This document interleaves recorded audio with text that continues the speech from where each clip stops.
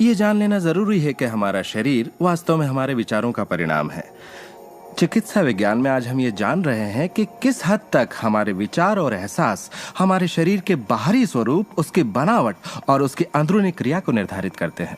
इलाज में हम प्लेसिबो के असर को अच्छी तरह से जानते हैं। प्लेसिबो एक ऐसी चीज है जिसमें शरीर पर किसी भी दवा का कोई असर नहीं पड़ता, जैसे कि मीठी गोली या कुछ और। आप मरीज से कहते हैं कि ये दवा भी बहुत असरदार है, और होता यह है कि प्लेसिबो भी उतनी ही असरदार साबित होती है जितनी कि वो दवाई जो बीमारी के लिए दी जाती है। तो हमने ये जाना कि इलाज में इंसानी दिमाग का बहुत बड़ा हाथ है, कभी कभार दवाइयों से भी बड़ा। मिसाल के तौर पर अगर कोई शख्स बीमार है और अगर उसके पास विकल्प है कि वो दवा लेने के बजाय अपने दिमाग में उस रोग की जड़ को खोजे, तो उसे खोजना चाहिए। अगर हालत ऐसी है कि दवा न लेने से उसकी मौत भी हो सकती है, तब तो जाहिर है दवा लेनी ही चाहिए और साथ ही उस रोग की जड़ को खोजना जारी रखना चाहिए। दवा को नकारना नहीं चाहिए। हर तरह के इलाज की अपनी एक जगह है।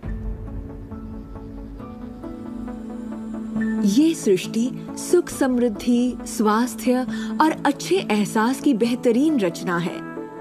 जब आप खुले दिल से सृष्टि की समृद्धि को महसूस करते हैं, तब आप खुशी और आनंद की सुखद अनुभूति करेंगे।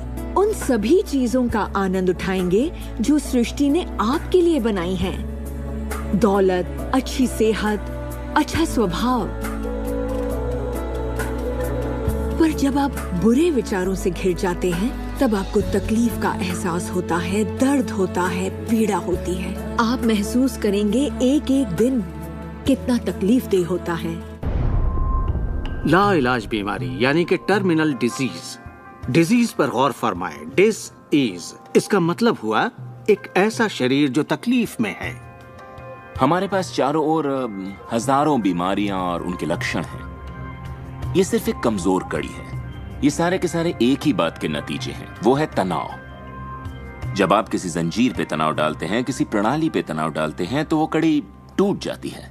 हमारा शरीर दर्शाता है कि ये रोग हमने ही पैदा किए हैं, ये बताने के लिए कि हमारे नजरिए में असंतुलन है, हम एहसानमंद नहीं हैं। तो शरीर के रोगों के लक्षण हमारे लिए इतने बुरे भी नहीं होते। एक सवाल बार बार पूछा जाता है कि जब इंसान के शरीर में कोई बीमारी या जिंदगी में कोई किसी तरह की तकलीफ हो जाए, तो क्या विचार शक्ति से उसे ठीक किया जा सकता है? इसका जवाब है हाँ। 23 नवंबर को मुझे बताया गया कि मुझे स्तन कैंसर हो गया है। अपनी आस्था के जरिए अपने दिल में मैंने ये मान लिया था कि मैं ठीक हो चुकी हूँ। दिन के दौरान हर वक्त मैं कहा करती, मुझे ठीक करने का शुक्रिया। इसे दोहराती रहती, मुझे ठीक करने का शुक्रिया। मुझे पूरा भरोसा हो गया था कि मैं ठीक हो चुकी हूँ। मैंने मान लिया था कि कैंसर मेरे शरीर में था ही नहीं। खुद को ठीक करने के लिए मैं हंसी मजाक कॉमेडी वाली फिल्में देखा करती थी। हम लोग बैठकर बस हंसा करते थे। अपनी जिंदगी में तनाव लाने का सवाल ही नहीं था, क्योंकि हम जानते थे कि जब आप अपने आप को ठीक कर रहे हों, तब तनाव कितना भयानक हो सकता है।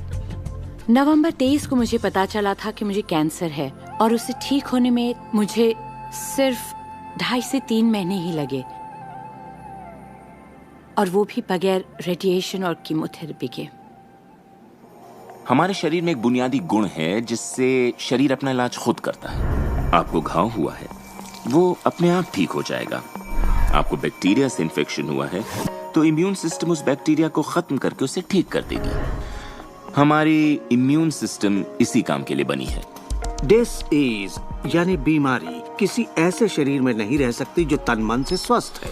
आपका शरीर हर पल करोड़ों कोशिकाओं को नष्ट कर रहा है और करोड़ों नई कोशिकाओं को बना रहा है। असल में हमारे शरीर के अंग हर रोज बदले जाते हैं। कुछ अंगों को चंद महीने लगते हैं तो कुछ को 2-1 साल, मगर चंद सालों में हमारा एक बिल्कुल ही नया शरीर बन जाता है।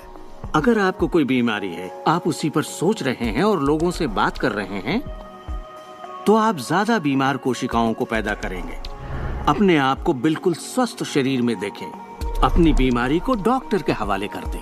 इस दुनिया में 2 तरह के लोग हैं। मान लीजिए दोनों को एक बीमारी है, मगर एक का ध्यान सुख पर होता है और वो संभावनाओं में जीते हैं, वो उम्मीदों में जीते हैं। उनका ध्यान उन सभी कारणों पर होता है जिनसे वो हमेशा खुश रहते हैं। और दूसरे किस्म के लोग, बीमारी वही है मगर उनका ध्यान बीमारी पर होता है, उनका ध्यान दर्द पर होता है और उससे आई मुसीबत पर होता है।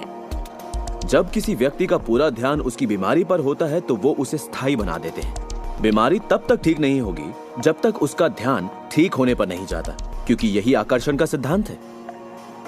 खुशनुमा एहसास शरीर में यकीनन खुशनुमा बदलाव लाते हैं। एक खुशनुमा सेहतमंद शरीर।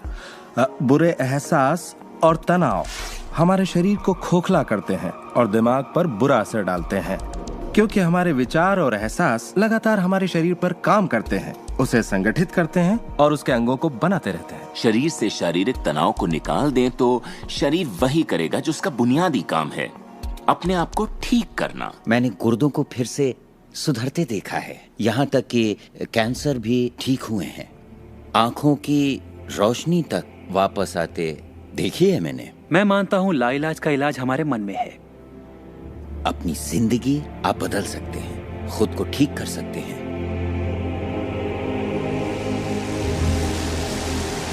well, 10 मार्च 1981 का दिन मैं कभी नहीं भूल सकता। इसने मेरी जिंदगी हमेशा के लिए बदल के रख दी। मेरा प्लेन क्रैश हो गया था।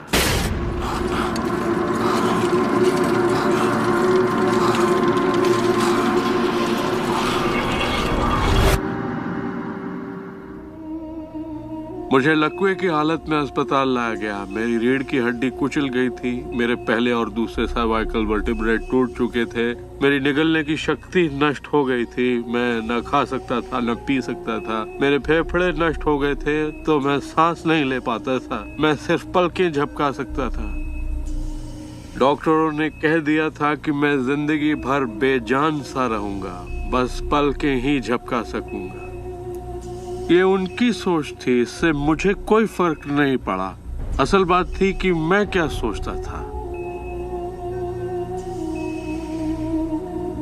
मैं अपने आप को एक नॉर्मल इंसान की तरह देखने लगा जो उस अस्पताल से चलकर निकलेगा। मुझे सिर्फ अपने दिमाग से काम करना था, और अगर दिमाग आपका साथ दे तो आप चीजों को फिर से समेट सकते हैं। उन्होंने कहा मेरे फेफड़े बेकार हो चुके हैं और मैं फिर कभी खुद सांस नहीं ले पाऊंगा, लेकिन अंदर से एक आवाज मुझसे कहती रही, गहरी सांस लो, गहरी सांस लो।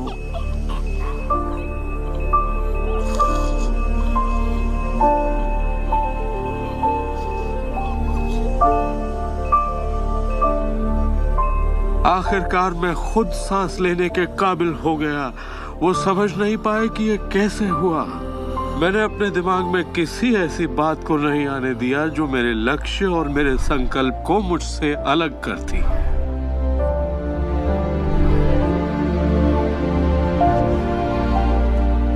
मैंने ठान लिया था कि मैं क्रिसमस के दिन अस्पताल से चलकर निकलूंगा। यही मेरा लक्ष्य था।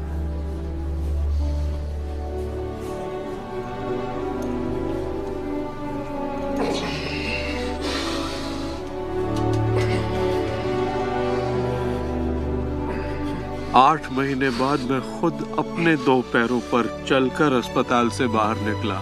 उन्होंने कहा था ये नामुमकिन है। वो दिन मैं कभी नहीं भूलूंगा। वो लोग जो इस वक्त इस प्रोग्राम को देख रहे हैं और जो किसी तकलीफ में हैं, अगर मुझे उनको अपनी जिंदगी का सार बताना हो और अगर मुझे उनकी जिंदगी का सार बताना हो तो मैं 7 शब्दों में कहूंगा, इंसान वही बनता है जो वो सोचता है।